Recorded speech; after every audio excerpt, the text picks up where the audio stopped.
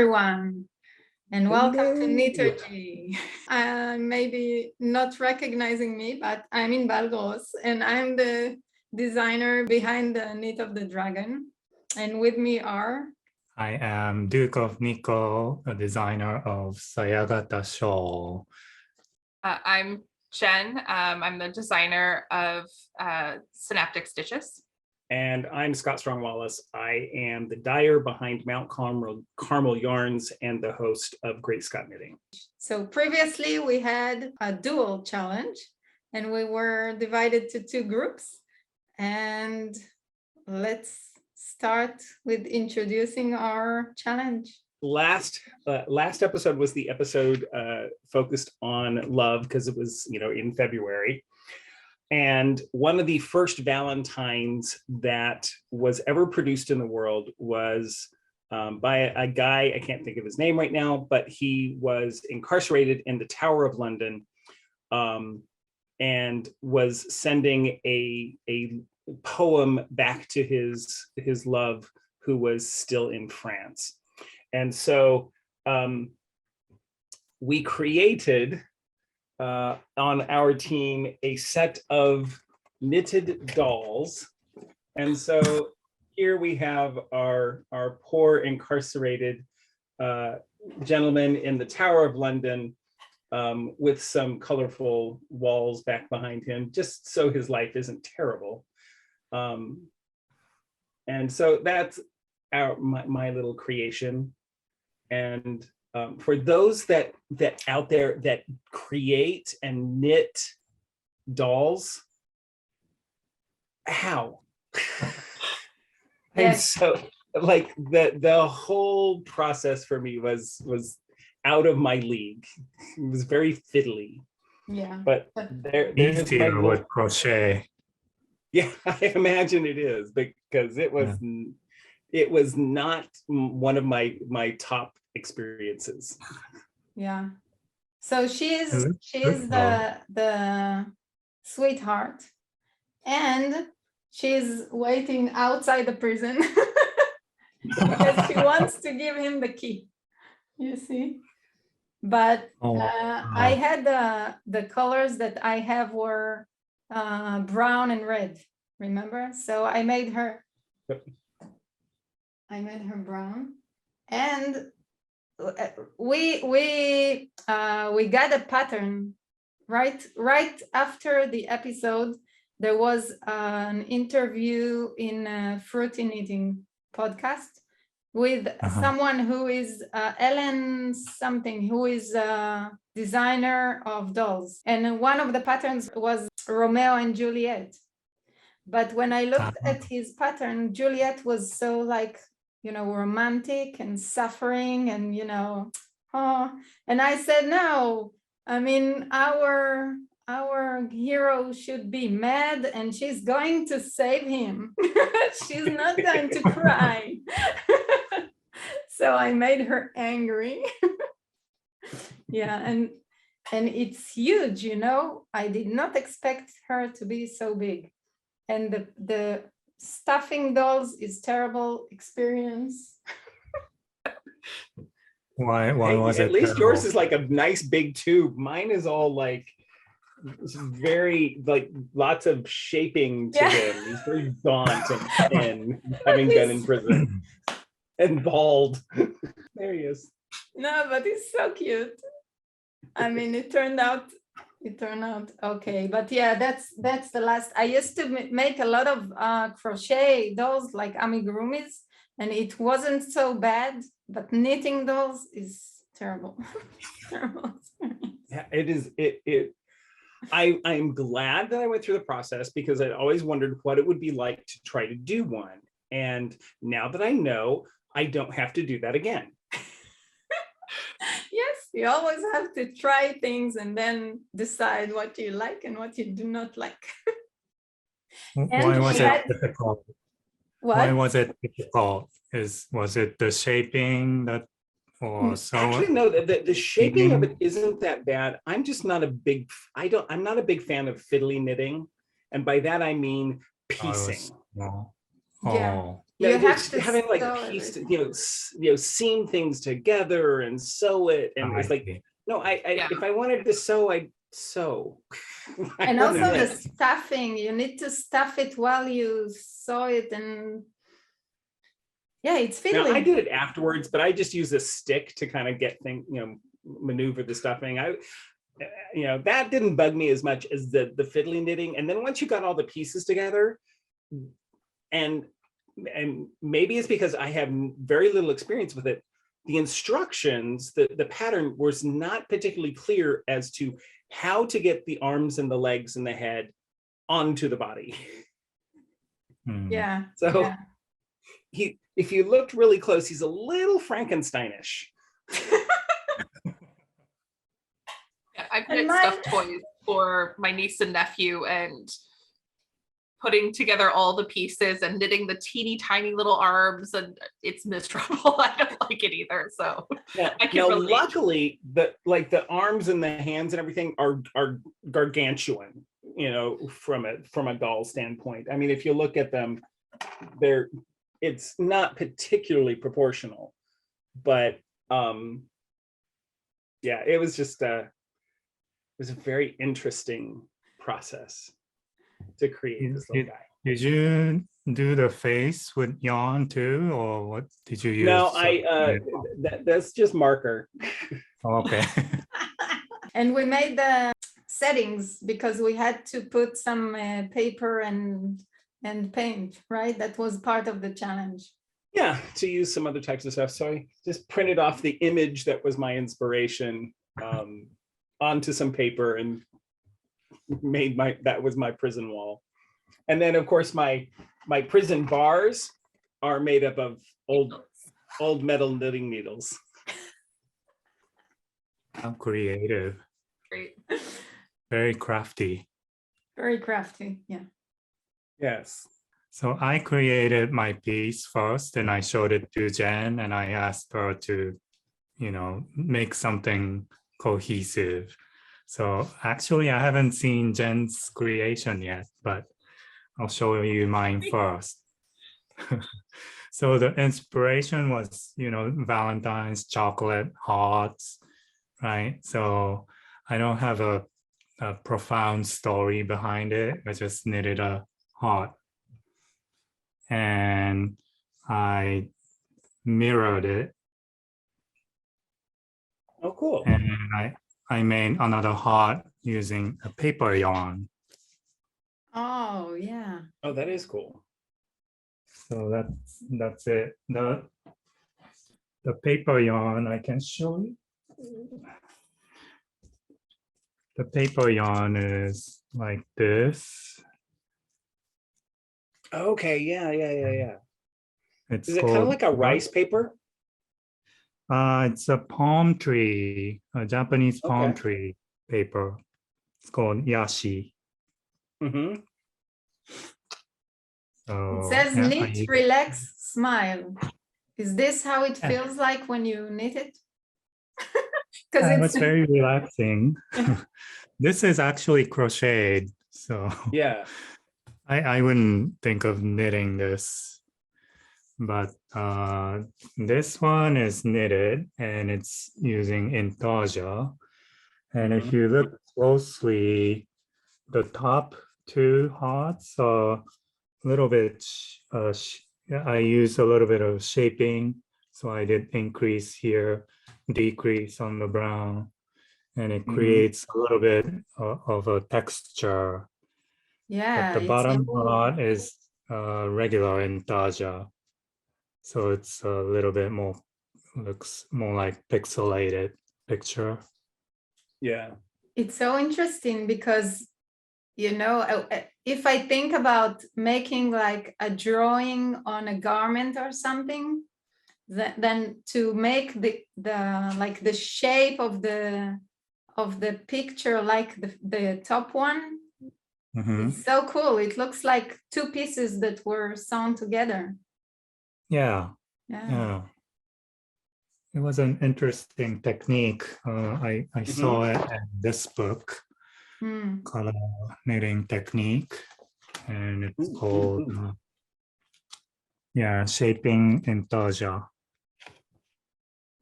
Nice.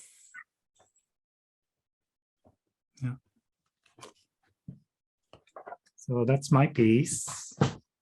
Jen. Yeah, so then I saw Duke's piece with the hearts and Intarsia and doing the rotations, which I think is, you know, another aspect of the challenge that we had talked about, was doing those kind of pieces at different angles.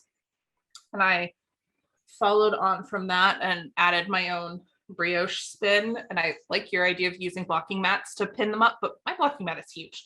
So there's my piece. I did sort of three, I guess the two side ones are a little less heart shaped, but little brioche hearts. And I used, it's, you know, knit flat. So I used Intarsia to create the three different colors. And I picked the more like bright, colorful picture for the inspiration that had sort of the cocktails and the yellow and green and purple and white. So that's where my color choices came from. And then I needed something paper to go along with it. And I had originally thought to maybe make a paper box for them to go in, but I didn't have any paper that was big enough for that. So I made myself a little notions tray. Oh, cool. The origami heart, but it's a little box that then I can store like stitch markers and pins in. Oh, that's cool. Good. I like that. That's fun. How did you know how to do it? The origami? YouTube. I looked up videos on how to make origami hearts. Yeah. Origami is a mystery to me. I tried it several times and I just didn't get it. I couldn't understand. I had done some as a kid, but I hadn't done it in a long time. And there are some really easy to follow tutorials on YouTube. Yeah.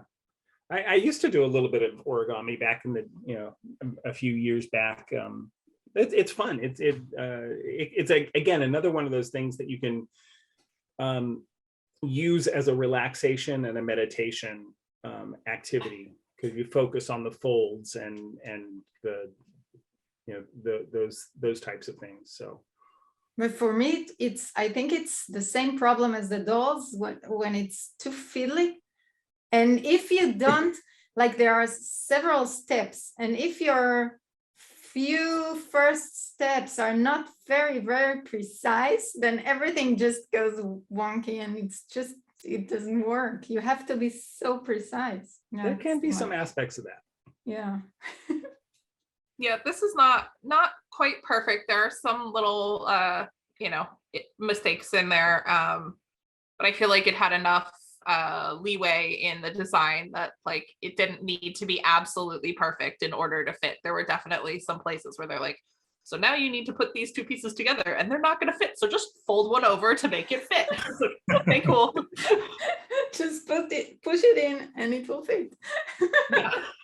Because we're in the beginning of the spring, so we figured there are many festivals in the spring, and they are all connected to like celebrating life, celebrating the colors when the weather is getting warmer and everything comes to life. At least in the Northern Hemisphere. Right. I think in the Southern, they're celebrating Christmas or something. Well, no, they're in the midst of summer right now. Yeah. Bringing the spring into the Northern Hemisphere. Yes, please. I love spring. And I also love, so I'm in Israel, and we have on March, we're celebrating Purim. And Purim is, yes. And Purim, that's why I'm in costume, because it's one of my favorite holidays. We have a lot of holidays, but this is one of my favorite, because this is one of the fun ones. Yeah, that's like celebrate creativity, you know, and we don't have rules, like we don't have particular color scheme or particular, you know, theme. It's just be whoever you want to be and invent whatever you want to invent. Yeah. So for those who may not be familiar with the Jewish holiday of Purim, it is a holiday similar to Halloween in it has one of the aspects of its celebration is to dress up as a character other than yourself. So having that elaborate makeup and the wig, and that it is definitely an aspect of the Purim celebration. It is actually a celebration of one of those situations where they tried to kill us off. They failed, so let's eat. Yeah, well, it's not it. Eating is the Mardi Gras, which is the second one. Here it's like it's saying like drink until you lose your mind or something. It's like drink. An inebriation holiday as well. Yes. And it is the story of Esther, who was a Jewish heroine who saved the Jewish people. And it's when the Jewish people were under the rule of a tyrant. One of the tyrants, Haman, the evil Haman. Yeah, Haman. Yes. Yeah, he wanted to basically kill off the Jewish people. Well, Esther happened to be one of the king's wives, got into that position, and was able to lobby the king to save her people. So it is a big celebration where we read the story of Esther, and every time we hear the bad guy's name, you drink and you make noise, and it's a lot of fun. Yeah, it's funny. That's the Jewish aspect of the festival of costumes. And then we have the Mardi Gras. And yes, Mardi Gras, which is the Christian faith. The Christian thing. And it's funny to me that you see that it's the same thing in the same time in all the religious, and still, how can you not see that it's the same thing? It's actually very global. At least at this time of year, there's so many religions and so many cultures that have celebrations that center around the sort of a reawakening of energies, and lots of color and lots of decoration. When we see the celebration of Mardi Gras in New Orleans and Buenos Aires and other parts of the world, where it's just lots of huge celebrations and parades and costuming, and that really kind of goes along with the idea of Purim, which is also during this time of year of costume and celebration and exuberance. And then one of the other topics that we have comes from India, which we see a very similar level of energy and color and exuberance. It makes sense that so many cultures would have these ideas. You have similar holiday traditions in the winter when the days are short, and it's about bringing light back into the dark world and celebrating the continuation of life even in that darkness, and in the when nothing's growing. And then as that season is ending and things are starting to regrow, it makes sense that we would have celebrations of the renewal of life and continuing that cycle and regrowth after the dark. So it makes sense that so many cultures would have those same traditions. In Japan, it's also a season of new beginning. So school year starts in April, and graduation season is March. So in April, people feel like a new year starting. And it's also a season of cherry blossoms. So many things are in cherry colors. We eat cherry blossom color mochi, and we drink and eat a lot. Similar theme of eating and celebrating a new beginning. For this episode, we're gonna have a special guest, and her name is Padma, and she's coming from India to tell us a little bit about the Holi festival. So hi, welcome to Knitter Chats. I'm your host, Anita G. Today we have Padma, a prolific knitting and Tunisian crochet designer from Mumbai, India. Hi, Padma. Hi. Right. We're going to talk about Holi, the Indian Festival of Colors, right? Well, first of all, can you tell us what it is? What's the purpose of it? What's it celebrating, and so on? Okay. So, Holi is one of the major Indian festivals in our calendar year. It falls generally around March, almost every year, and Right. it has it has multiple layers of significance. So it's got a historical significance. It's been described, right from in our ancient scriptures. It's a Hindu festival. So the people of the Hindu faith generally celebrate it. But nowadays, because India's a secular country, we have all our friends of all religions joining in as well. So it's a really ancient festival, and socially, the significance is it hallmarks the end of winter and the beginning of spring. So Holi is generally celebrated in the northern parts of the country. So we find that in the south of India, it isn't celebrated that much, or if it's celebrated with some variations, because our country is so diverse that you find that this single festival, Holi, is celebrated in slightly different ways in different parts and different states of the country. So what it is actually it's the last full moon day of the Hindu lunar solar calendar month. And this year it's going to fall on the 18th of March. So as I said, it's the beginning of spring. So it's also generally the time, when we get, when thinking of good harvest in the spring, we're thinking of fertile land and good crops coming up. So it's supposed to be a very auspicious festival. There's something to look for, something prosperous to look forward to. And on a social note, or what we think of as a community when we think of Holi, is we also think of it as a chance to have new beginnings. So if you have difficult relationships, or you have broken relationships, this is a chance when you all come together and you forget that. You forget the difficulty, the turbulence, the enmity, and you bond together again. And it's also a chance to end conflicts. It's a chance to get rid of all your negative, accumulated negative emotions that you've built up over the year.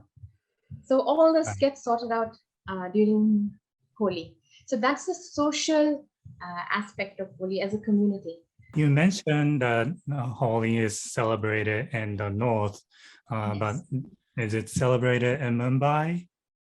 Of course, it is. It is celebrated in Mumbai, and in Mumbai is more of a metropolitan city when it comes to India. So we have people who have been here from the beginning, who are natives of Mumbai city, and we have people from all over India.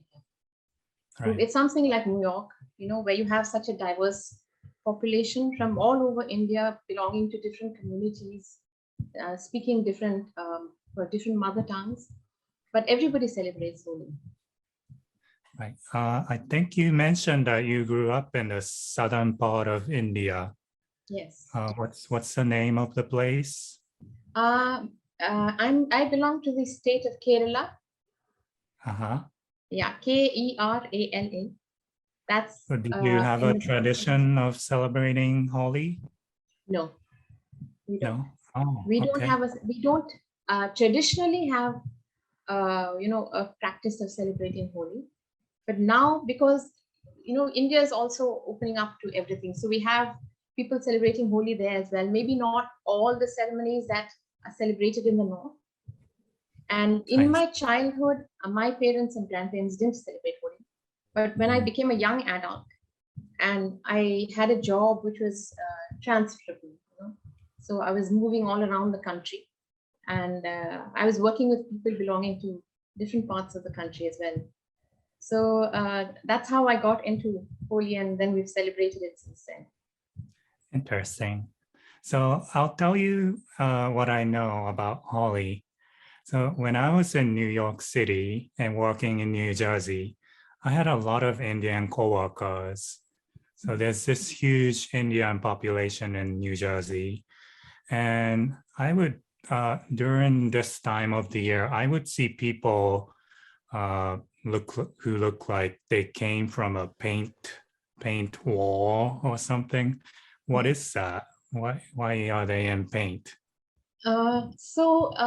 Actually, can I tell you a little bit about the background of how Holi came about? Sure. Yeah, when it's something to do with our Hindu mythology. So our Hindu mythology is very complex. It's a little bit like Greek mythology. You have gods, and then you have demigods, and then you have demons. So according to the story of Holi, we have a demon king who is becoming extremely powerful, and the gods wanted to reduce the amount of damage that he was doing, and he had a son who happened to be his complete opposite, who was a saint, and who actually believed in our mythology, the concept of penance and devotion and asking for boons from the gods is something very strong. So this demon king had become that powerful because he done penance and he done meditation for a very long time, and he got a boon from the god. And one of the boon which he asked for and which he got was something very unique, because he wanted to be immortal. He wanted to rule all the three worlds, and he didn't want to be able to be killed by anybody. So he wanted to be, if he wanted to die, he wanted to die not by the hand of man or beast, okay? Not on earth, air, or in water, not by a missile or a handheld weapon, okay? Not in the day, nor at night, not indoors, nor outdoors. So he had all these conditions, but because he was so devoted to this particular god, this boon had to be granted, and he became all powerful. So he was creating havoc in all the three worlds. And so the gods looked to his son, who was a child and who happened to believe in one of the very powerful gods. And when the demon king found that his son was, actually working against his evil intentions, he tried many times to kill his own son. Okay, so he put him into a bonfire and tried to burn him up. But every time, because of the son's devotion and his piety, he never died. This son threatened the father. The father felt threatened by the son.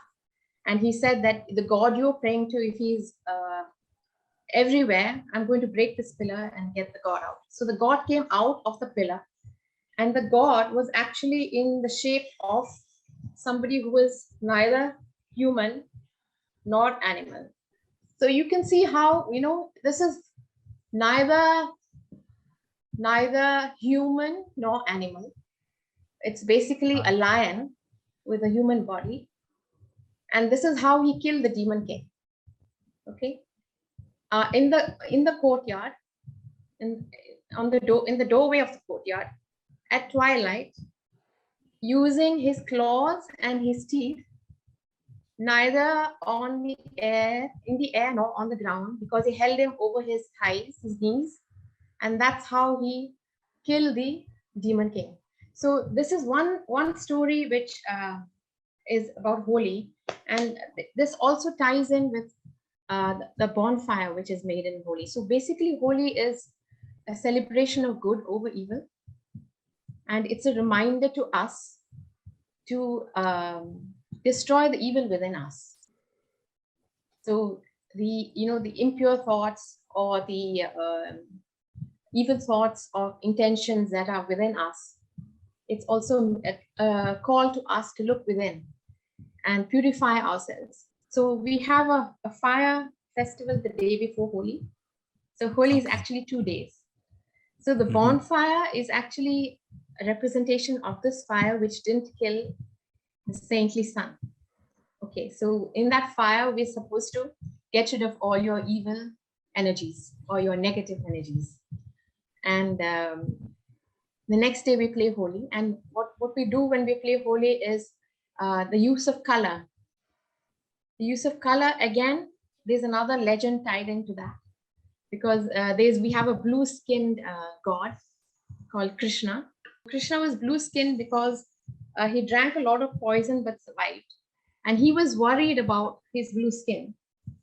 So he kept asking his mother, is this blue skin all right? Okay. And his mother said he was worried about his, his little girl playmate of the time, that she's not going to like my dark skin. And the mother told him, just go and give her some color and ask her to put it on your face, whatever color she likes. And that's one legend about Holi. So that's why, we put color on each other's faces. Interesting. What is the dye made of? Is it a natural dye that's safe for your body, or more synthetic and you try not to put it in your mouth?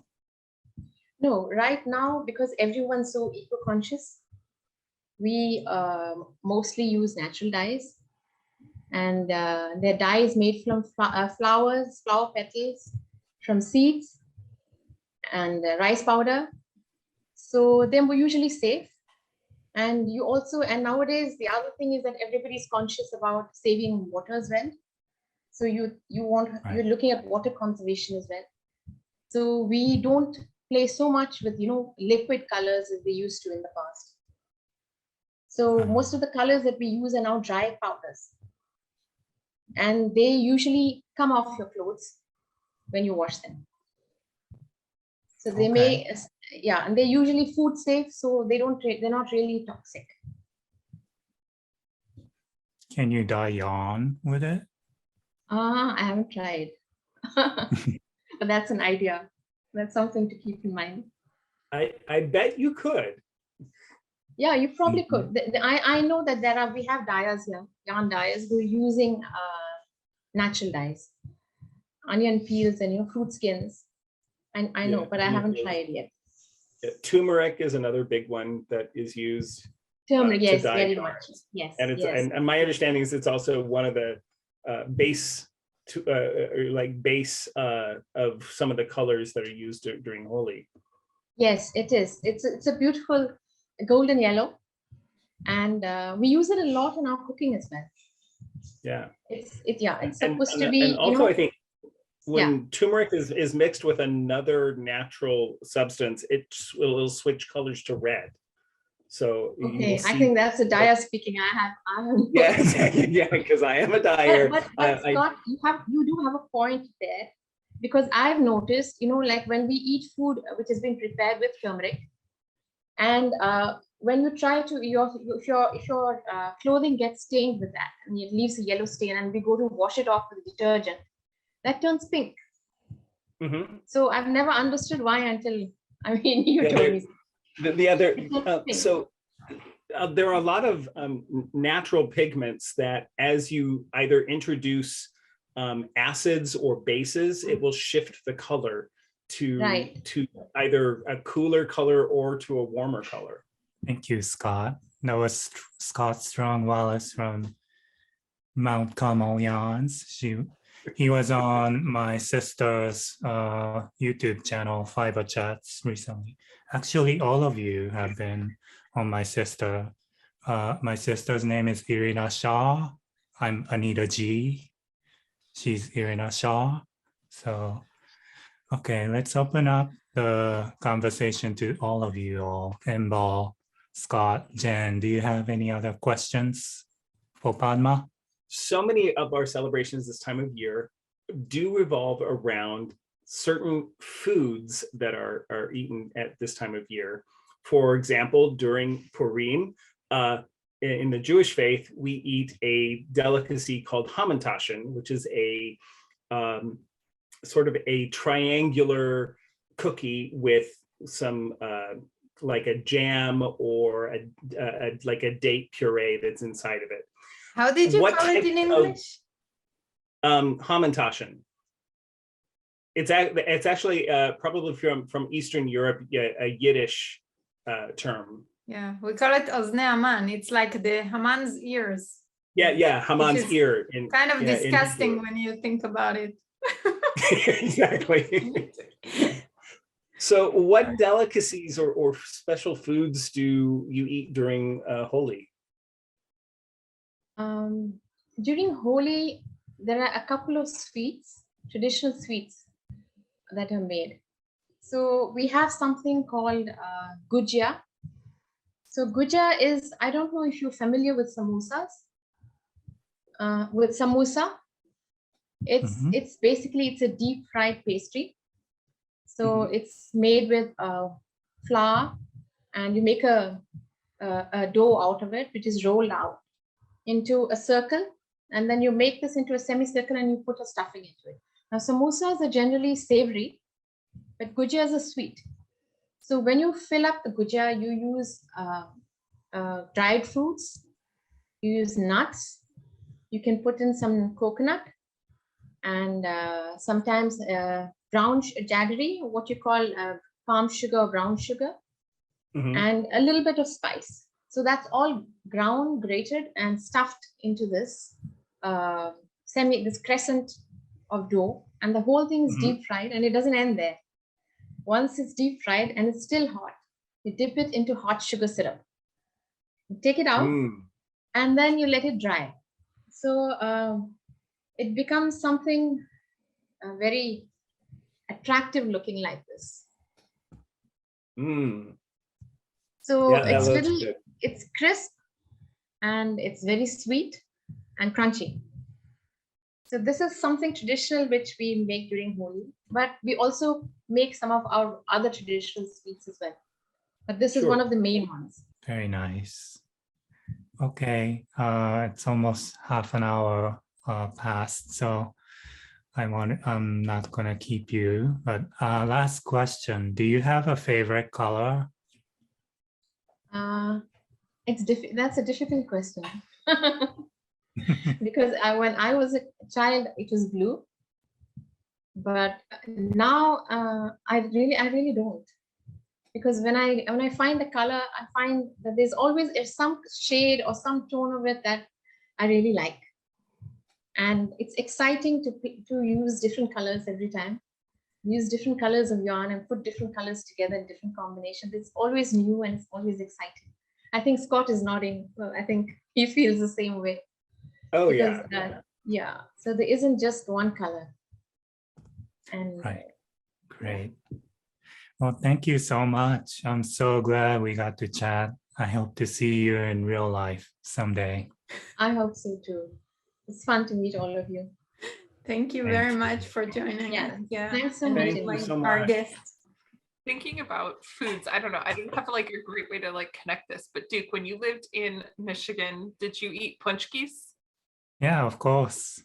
Yeah, that's like one of my husband's things he misses most about us living in Michigan is there are no punchki in Boston. Do you all know what punchki is? No, what is it? It's a Polish donut. So I think it's just like a jelly filled donut or a cream filled donut, but apparently there's something special that makes them different that I can't tell. But it's, a filled donut that you eat at this time of year. So, and there are a lot of Polish people in Michigan, so it's very common. Yeah, in that part of the country. So in of course in the Jewish tradition we call them sufganiot. It's the same thing. It'd be the same thing. Okay. Yeah, sufganiot, it which sounds is just like the same. Okay. Yeah, a jelly filled donut, which we have at Hanukkah. Okay. Now so what I found interesting about this conversation with Padme is so many of the traditions that sort of surround Holi are reflected in different parts of the year in other traditions as well. So she talked about they do a bonfire the night before. Well, bonfires are held during sort of midsummer. Yeah, Lag Bomer, which is a bonfire celebration in the Jewish faith. Yeah, everything is connected eventually. Yeah, and of course those little pocket, that food that she described also reminded me more of the haman, the hamantash and the haman's ear. Basically a dough that's filled with a sweet fruit type of thing.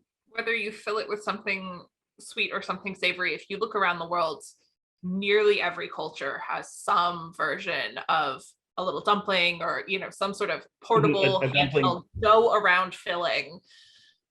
Everyone has their version.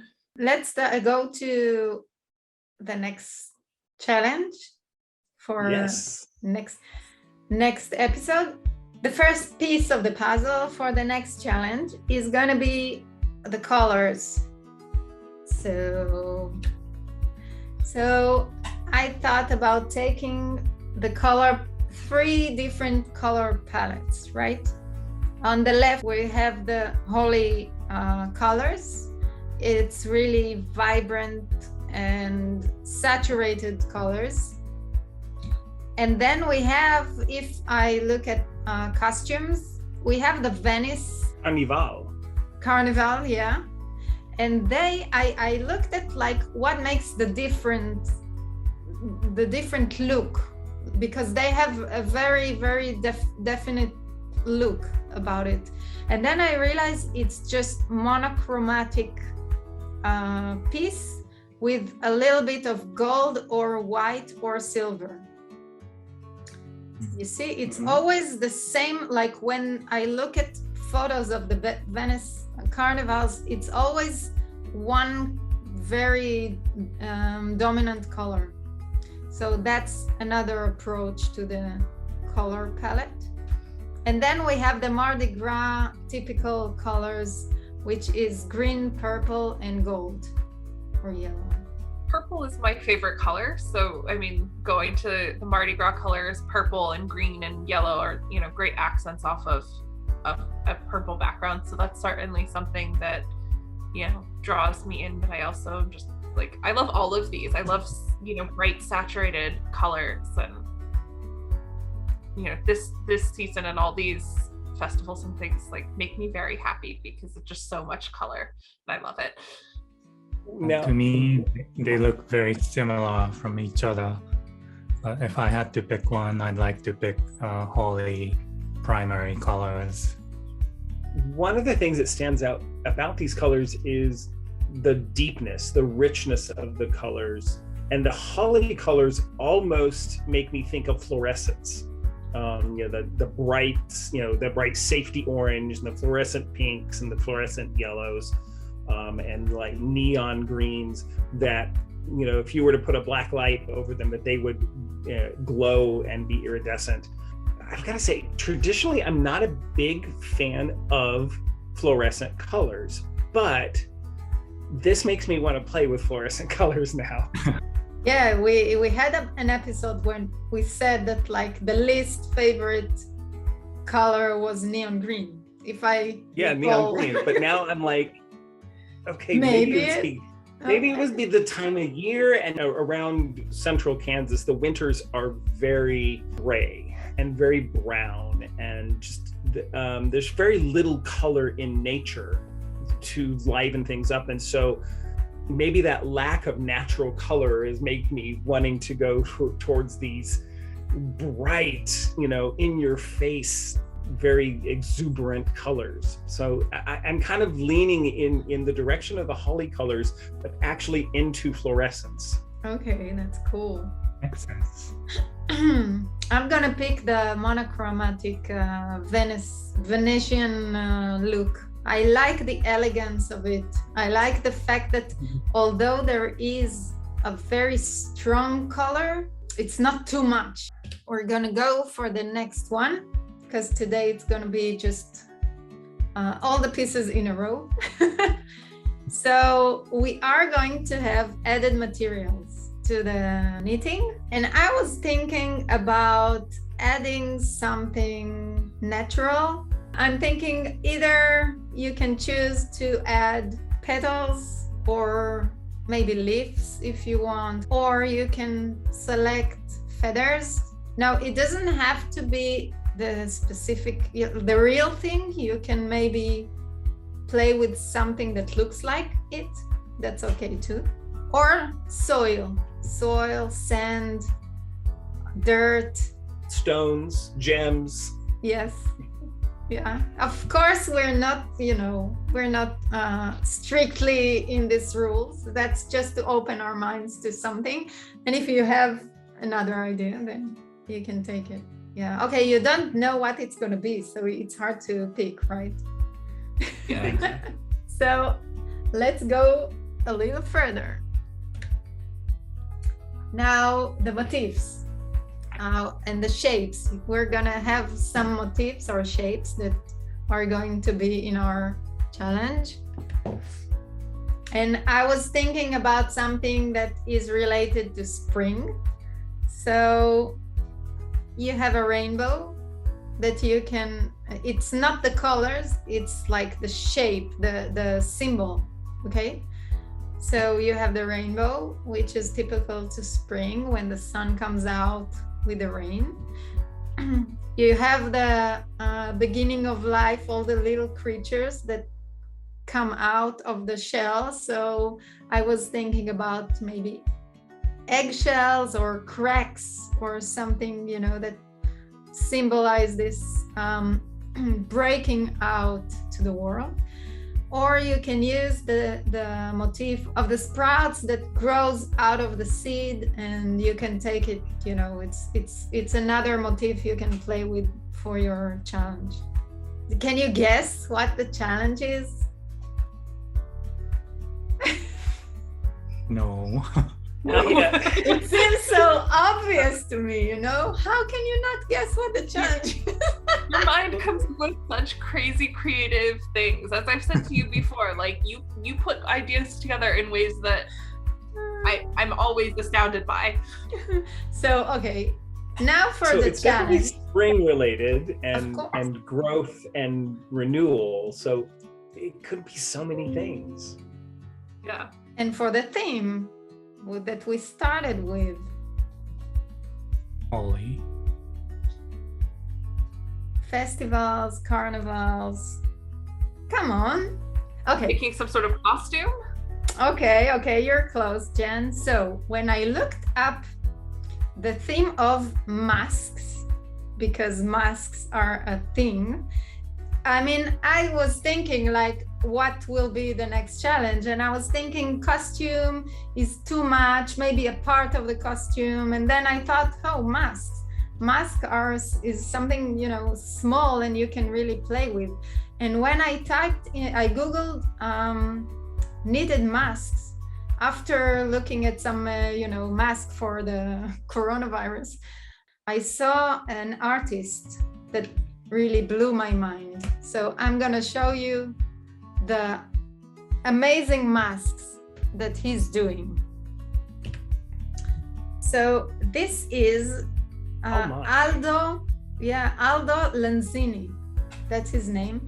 And I'm gonna put a video in the description below to a YouTube clip, and he's talking about his art, but he's not showing his face, and it's a part of the thing, like his art is that you are keep changing all the time. And so he didn't want to show his face because it's like part of the changing, like he's always someone else, and he's making these amazing masks, and he's someone that is worth looking at. His work is really amazing. But I think if we look at his works, we can really see how far we can take like knitted masks and add stuff to it. So this is our knit challenge. Cool. Right? Okay. Okay. Looking after, I was like, masks, and my mind went to, the regular masks that we know. And then when I saw his stuff, it's like, woo, my mind started, putting together things that are really, different. So I hope you like this challenge. It's got to be better than knitting a doll. Yeah, I hope so. Well, it seems like it may be a little similar to the process. Could be some fiddly bits to this. Yeah. You could take it that direction, but I've knitted. I mean, I haven't knitted anything quite like that, but I simply having that concept of a mask and not just a mask that goes here or a mask that goes around the eyes, but something much more full face type of thing. There are certainly very basic winter mask type things that do that you could easily adapt and do a lot of things with it. So that's where I'm kind of thinking I might start. I actually think, the idea that has now stuck in my head of incorporating feathers, a feather kind of design, I feel like is something that would be easy to mimic with brioche. So I'm now sort of imagining like something covered in brioche feathers. Yeah, it can also be crocheted, right? Yeah. You don't have to knit it. For me, for some reason, the cracks of the egg, and I can see like something with different parts from different parts, like, or maybe something comes out of the mask, grows out of the mask, or comes out of the mask. Lots of options there, but at least there's with this challenge, there's sort of a thing to make that has been predefined. So it's we have some strictures and some boundaries that make it easier to create with. That sums up this episode. And thank you for joining us, and like and subscribe, and we'll see you in the next one. So bye. Great. Bye. Thank you. Bye.